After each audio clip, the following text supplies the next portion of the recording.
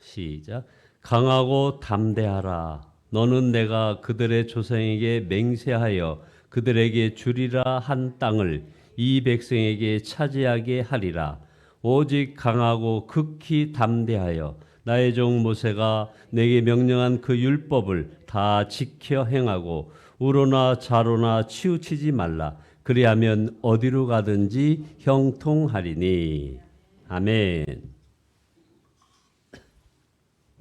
함께 인사 나누시겠습니다. 사랑합니다. 예, 오늘 말씀 제목은 변치 않는 하나님의 약속이라는 제목으로 말씀을 올리겠습니다. 그래서 저는 이 여호수아서를 앞으로 12번에 걸쳐서 여러분에게 소개를 하고자 합니다. 결국 이 여호수아 말씀을 전하는 이유 중에 하나는 이 여호수아는 바로 새로운 2024년을 생각하고 그래서 새로운 도전 이것을 생각하며 그 다루는 말씀이기 때문에 여호수아서를 강해를 선택했습니다. 하나님은 모세라는 탁월한 지도자를 세우셔서 이 모세를 통해서 애굽의 종되었던 이스라엘 민족을 구원하셨습니다. 이 모세는 하나님과 대면해서 알던 자였고 또 모세는 시내산에서 율법을 받아서 백성에게 전했습니다. 한마디로 이스라엘 민족의 입장에서 지난 40년간은 하나님의 크신 은혜의 시기였고 모세라고 하는 위대한 지도자 아래 아주 크고 작은 위기와 고난을 이기며 살아왔던 시기입니다. 그런데 그 위대한 주님의 종이었던 모세가 죽습니다. 그래서 여호수아 1장 1절에 보면 주님의 종 모세가 죽은 뒤에 주님께서 모세를 보좌하던 눈의 아들 여호수아에게 이제 말씀하는 장면이 나옵니다. 여호수아서는 주님의 종이었던 모세가 죽은 것으로 시작을 합니다. 아무리 위대한 모세라 할지라도 주님이 부르시면 이 땅에서의 여정을 마치게 되는 것이죠. 아무리 걸출한 지도자라 해도 모든 세대를 이렇게 살아낼 수는 없는 거 아닙니까? 모든 일을 다 할 수는 없기 때문입니다. 그러나 죽음은 또 새로운 시작인 것이죠. 모세는 떠났지만 하나님이 주신 사명은 아직 끝나지 않았기 때문입니다. 하나님이 아브라함 때부터 약속하신 그 땅에서의 새로운 삶은 이제야 또 새롭게 시작되기 때문이죠. 비록 모세는 더 이상 없지만 하나님은 그 모세의 뒤를 이을 자로 여호수아를 세우셨습니다. 그런데 하나님이 세우신 그 여호수아가 오늘 이 본문에서 보니까 굉장히 두려워하고 있습니다. 하나님께서는 여호수아에게 하시는 말씀을 보십시오. 굳세고 용감하라. 두려워하지 말라. 그래서 이 말씀을 여호수아 1장 6절, 7절, 9절에서 계속 하고 있는 겁니다. 너는 두려워하거나 낙담하지 말라고 계속 하고 있습니다. 왜 이렇게 4번씩이나 두려워 말고 용기를 내라고 하셨을까요? 여호수아는 자신도 모르게 두려움에 휩싸여 있기 때문입니다. 여러분들 중에도 2024년 새해를 맞이하면서 혹시 이와 같은 두려움에 빠진 분들이 계실지 모릅니다. 난 할 수 없는 것 같아. 뭔가 잘 안 될 것 같아. 내게 맡겨진 일이 너무나 가중해. 이렇게 얘기할 수 있습니다. 그런 분들은 그렇게 느끼셨다면 바로 그 분들이 여호수아입니다. 여호수아도 새로운 사명 앞에 두려워했고 그래서 용기가 필요했던 상황이었습니다. 그가 두려워했던 것은 그에게 믿음이 없었기 때문일까요? 아니면 그가 겁장이기 때문일까요? 여호수아의 과거 행적을 살펴보면 그렇지 않다는 것을 바로 알게 됩니다. 여호수아가 처음으로 등장하는 것은 출애굽기 17장에 나오는 아말렉과의 전투였습니다. 그때 모세는 언덕 위에서 아론과 훌로 함께 기도했고 여호수아는 전쟁터의 장군이 되어가지고 아말렉과 치열한 전투를 이끄는 장군이었습니다. 그때 그는 하나님께 의지하여 기도하는 그 기도가 승리를 이끈다는 그 비결을 배웠던 사람입니다. 또한 여호수아는 에브라임 지파의 대표가 되어서 그 유명한 가나안 땅 정탐꾼이 되었습니다. 다른 이들은 다 부정적인 보고를 냈죠. 그러나 여호수아와 갈렙만은 반대였습니다. 그 땅에 강한 족속이 사는 것 이건 분명하지만 그들은 우리의 밥이라는 겁니다. 이유는 그들이 약해서가 아니었습니다. 하나님이 계시기 때문이라는 것이죠. 여호수아는 믿음의 사람이요 결국 담대한 용사였다는 것을 여기서 보여줍니다. 그래서 오죽하면 이름이 여호수아일까요? 사실 여호수아는 그의 이 본명이 아닙니다. 본명은 호세아입니다. 호세아는 구원이라는 뜻입니다. 그런데 하나님께서 모세를 통해 그의 이름을 여호수아로 바꾸십니다. 여호수아는 여호와는 구원이시다라는 뜻입니다. 본래 구원이라는 뜻의 호세아에서 그 구원의 주체가 여호와시라는 의미가 더해져서 여호수아가 된 겁니다. 이 여호수아의 헬라어 이름이 바로 예수입니다. 여기까지만 봐도 여호수아가 믿음이 없던 사람이 아니라는 것을 우리는 알 수 있습니다. 그런데 그가 지금 두려움을 느끼고 있습니다. 그 이유가 무엇일까요? 여호수아는 지금까지 모세의 종으로 살아왔기 때문입니다. 1절을 보시면 모세는 주님의 종이었고 여호수아는 모세의 종, 바로 사람의 종이었습니다. 지금까지 주님의 종, 여호와의 종이라고 불려 있는 이는 모세밖에 없었습니다. 그런데 자신이 지금 그 모세의 위치에 서 있는 것입니다. 모세의 종으로서 또한 전투의 장군이 되어 싸워본 적은 있는데 정말 귀한 믿음이죠. 가나안 족속은 우리의 밥이다라고 했던 이 여호수아이지만 막상 자신이 지도자가 되어서 이끌려고 보니까 이게 만만치 않은 겁니다. 게다가 전임자 모세는 거의 완벽한 사람이었습니다. 하나님과 대면하여 알던 자였습니다. 대단하지 않습니까? 누가 모세처럼 이 수많은 이들을 광야에서 인도하여 가나안까지 이끌 수 있겠습니까? 그러니까 여호수아 마음 안에는 자신도 모르게 내가 잘할 수 있을까? 난 모세가 아닌데. 게다가 사람들은 여호수아는 지금 지난 40년간 모세의 종으로 알려져 있는 겁니다. 사람들이 그를 모세의 종으로 알고 있습니다. 그러니 사람들이 모세와 비교하지 않을 수가 없는 겁니다. 그에게는 더 깊은 차원의 이제 믿음이 필요했던 것이죠. 그러나 여호수아에게 밀려오는 두려움의 원인은 이것만이 아니었습니다. 그에게 맡긴 사명은 예전과는 다른 큰 사명이 주어졌기 때문입니다. 2절에서 4절을 보니까 이 광야에서 태어난 다음 세대들, 이들을 이끌어야 했습니다. 또 요단강도 건너가야 했던 것이죠. 하나님이 명하신 땅에 가서 그 땅을 정복해야 했습니다. 그 땅이 비어있는 땅이 아닙니다. 가나안 족속이 살고 있습니다. 4절에 보면 헷 족속의 온 땅도 정복해야 합니다. 헷 족속은 우리가 일반 역사에서 보면 그 유명한 히타이트 민족으로 알려져 있습니다. 이들이 바로 노아의 후손, 가나안의 아들의 후손들이죠. 당시에 철기와 말을 사용할 정도로 아주 문명화된 강력한 민족이 바로 이 가나안 족속입니다. 그런데 하나님은 그들의 땅도 점령하라고 명령하십니다. 그들의 땅만 아니라 그 땅 범위가 무척 높습니다. 여기서 이 가나안 땅이 상징하는 것은 하나님께서 우리에게 유업으로 주신 하나님 나라를 상징합니다.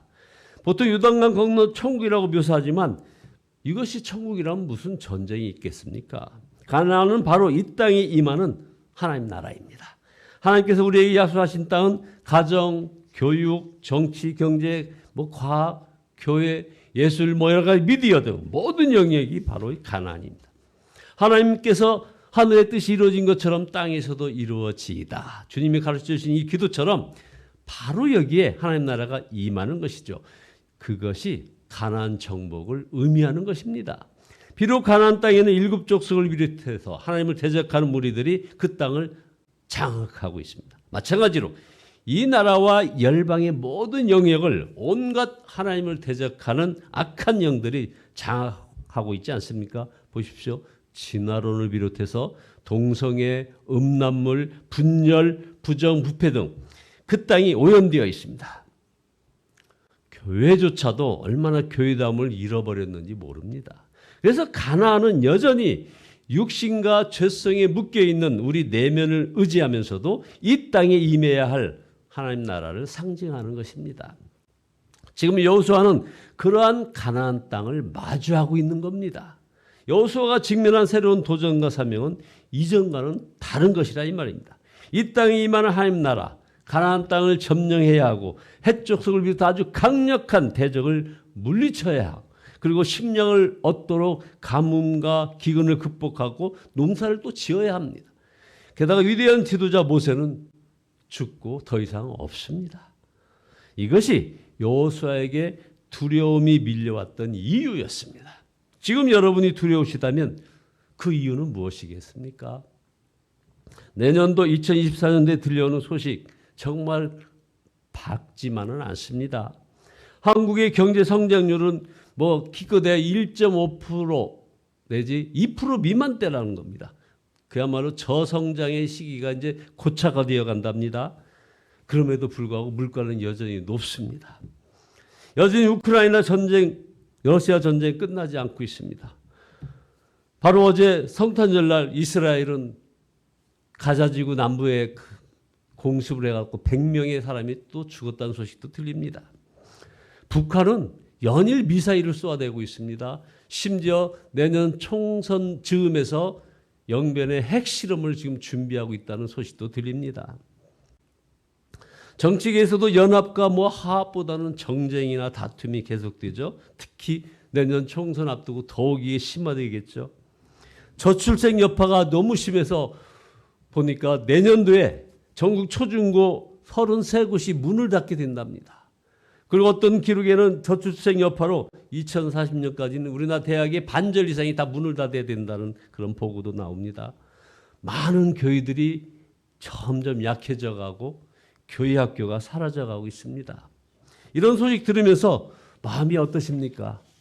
새해가 좀 암울하지요. 우울합니다. 걱정도 됩니다. 어떤 분들은 너무 걱정되어서 우시는 분도 계실 수 있습니다. 그런데 여호수아 때도 그랬습니다. 언제요? 가나안 정탐꾼들로부터 뉴스가 전해졌을 때입니다. 민수기 14장 1절 2절을 보면 온 회중이 소리 높이 아우성 쳤고 백성이 밤새도록 통곡하였다는 기록이 나옵니다. 여러분, 이런 뉴스만 계속 듣고 있어도 우리가 통곡하게 되죠. 그 뉴스가 너무 사실적으로 믿어지기 때문입니다.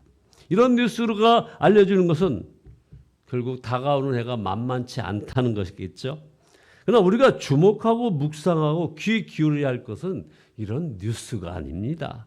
우리가 주목해야 할 분은 주님이십니다. 우리가 묵상해야 할 것은 하나님의 살아있는 말씀인 것입니다.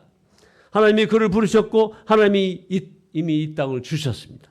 여호수아가 두려워하고 있을 때 하나님이 말씀하십니다. 그 약속의 말씀이 무엇입니까? 여호수아 1장 3절의 말씀 아닙니까? 내가 모세에게 말한 바와 같이 너희 발바닥으로 밟는 곳은 모두 내가 너에게 주었노라.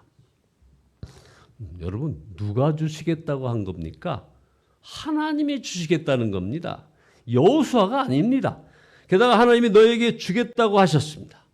이 세번역 성경은 주겠다고 얘기했지만 우리가 읽는 개정개혁판에는 보면은 바로 주었노니라고 말씀합니다.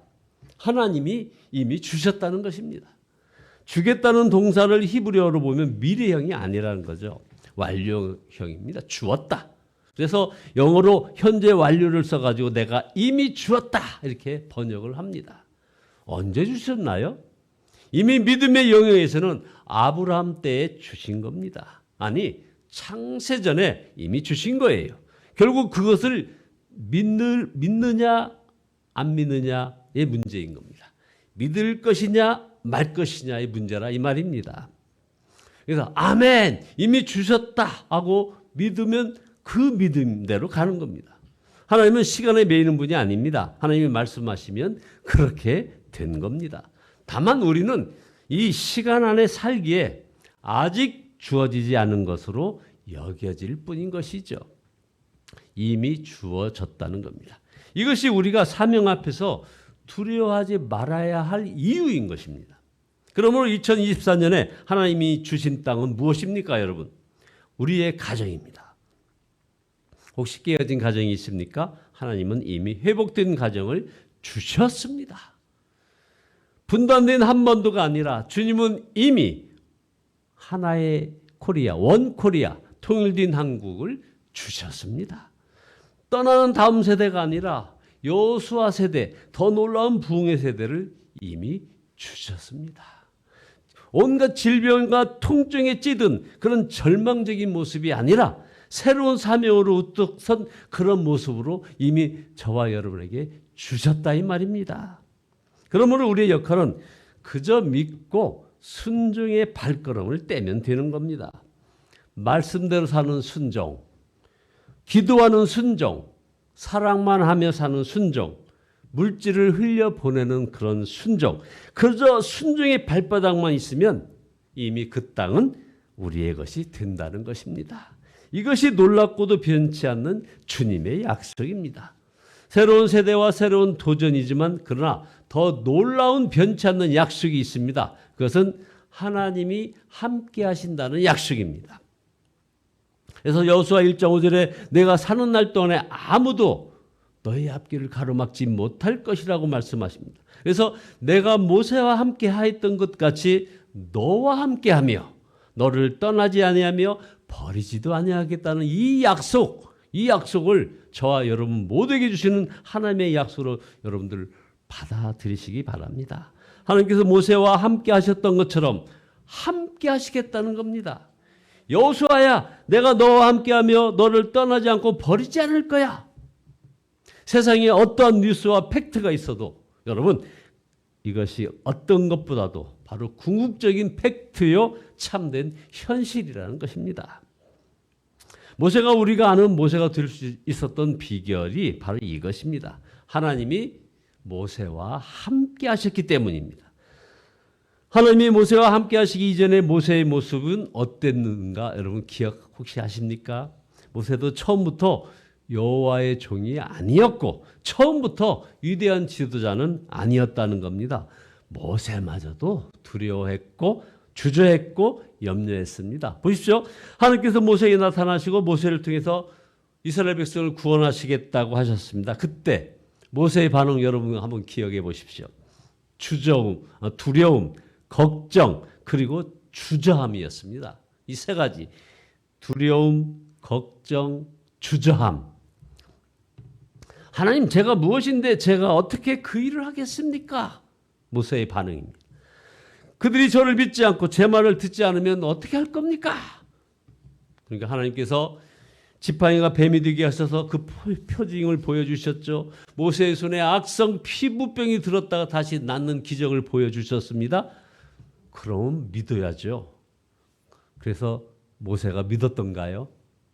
그것을 본 모세의 첫 마디는 그 유명한 말입니다. I am sorry.